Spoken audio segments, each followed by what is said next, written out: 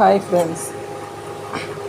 நீங்கள் வீட்டில் ஏதாவது ஒரு சண்டையோ பிரச்சனையோ நடந்தாலோ இல்லை மன கஷ்டமானாலோ நீங்கள் என்ன செய்வீங்கன்னு சொல்லுங்கள். நான் என்ன செய்வேன்னு சொன்னேன்.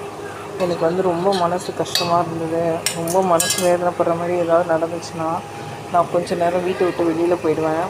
வெளியில் போய் கடத்தரில் நின்றுட்டு நம்ம ஏதாச்சும் காய்கறி வாங்க இல்லை வீட்டுக்கு தேவையானது வாங்கிறதுக்காக கிளம்பிடுவேன். அங்கே போய் நின்று ஒரு நிமிஷம் இந்த சாலையோர காட்சிகளை நம்ம வேடிக்கை பார்த்தாலே போதும், நம்மளுடைய கஷ்டங்கள்லாம் காணாமல் போயிடும். எப்படின்னு கேட்குறீங்களா?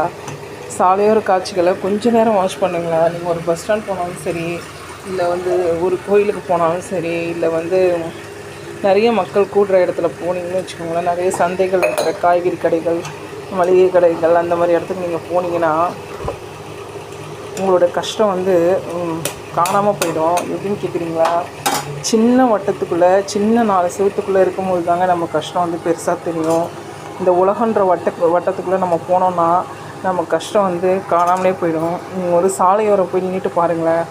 அங்கே சின்ன சின்ன சிறுமிகள்லாம் பிச்சை எடுப்பாங்க. சின்ன பொண்ணு, சின்ன வயசாக இருப்பாங்க, பிச்சை எடுப்பாங்க. கையில் ஒரு குழந்தையோட பிச்சை எடுப்பாங்க. வயசானவங்க பிச்சை எடுப்பாங்க. சரி, நீங்கள் ஹோட்டலில் சாப்பிட போனீங்கன்னா அங்கே டேபிள் துடைக்கிற ஆள் டேபிள் துடைச்சிட்ருப்பாங்க. நாள் முழுக்க டேபிள் நின்றுக்கிட்டே துடைச்சிட்டே இருப்பாங்க. பெரிய பெரிய துணி கடைக்கு போங்களேன், அங்கே போயிங்கன்னா அந்த வாசலில் ரொம்ப நேரம் நிற்பாங்க. பார்த்துருப்பீங்களா? கேட்டுக்கிட்ட காலையிலேருந்து நைட் வரைக்கும் நின்றுட்டே இருப்பாங்க. துணிக்கடையில் போய் போனேன்னா நான் அவங்கள கேட்பேன், காலையில் எத்தனை மணிக்கு வருவீங்க, ஈவினிங் வரைக்கும் எவ்வளோ நேரம் நிற்பீங்கன்னு கேட்பேன். காலையில் 8:30க்கெலாம் வந்தோம்னா நாங்கள் மதியம் வரைக்கும் நின்றுட்டே தான் இருப்போம்.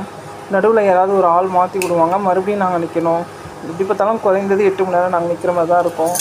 நடுவில் ஒரு பெரிய பெரிய துணி கடைகளில் வேலை செய்கிறவங்க கேட்டு பாருங்களேன். இப்படி நம்ம வெளி உலகத்தோடு நம்ம கம்பேர் பண்ணிக்கிட்டாலே நம்ம துன்பங்கள் காணாமல் போயிடுங்க. நம்ம துன்பங்கள் இருக்கிற இடம் தெரியாமல் போயிடும். நம்ம ஒன்றுமே இல்லையே, ஒன்றும் இல்லாத விஷயத்துக்காக சண்டை போட்டுக்கிட்டோம், ஒன்றும் இல்லாத ஒரு சின்ன விஷயத்துக்காக நம்ம கோவப்பட்டுட்டோம், ஒன்றுமே இல்லையே அப்படின்னு சொல்லிட்டு நமக்கு தோணும். நான் ஒரு பொண்ணுங்க கவர்மெண்ட் ஸ்கூல் போயிட்டுருக்க ஒரு பொண்ணை பார்த்தேன்.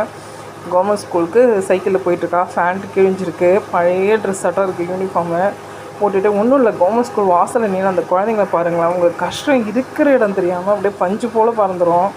அந்த குழந்தைங்க நடந்து வருவாங்க, சைக்கிளில் வருவாங்க. சில குழந்தைங்கள் 7 மணிலேயும் படிப்பாங்க.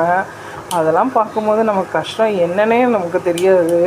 இந்த டிப்ஸ் பிடிச்சிருந்தா ஃபாலோ பண்ணுங்கள். நான் விளையாட்டுக்கு சொல்ல, நிஜமாக தான் சொல்கிறேன். ஒன்றும் இல்லை, ஜிஹெச் ஹாஸ்பிட்டல் கிட்டே போங்களேன். ஒரு பக்கம் பார்த்தா ஒவ்வொருத்தரும் எப்படா பேஷண்ட்டை பார்க்க திறந்து விடுவாங்கன்னு சொல்லிட்டு அலமோதுவாங்க.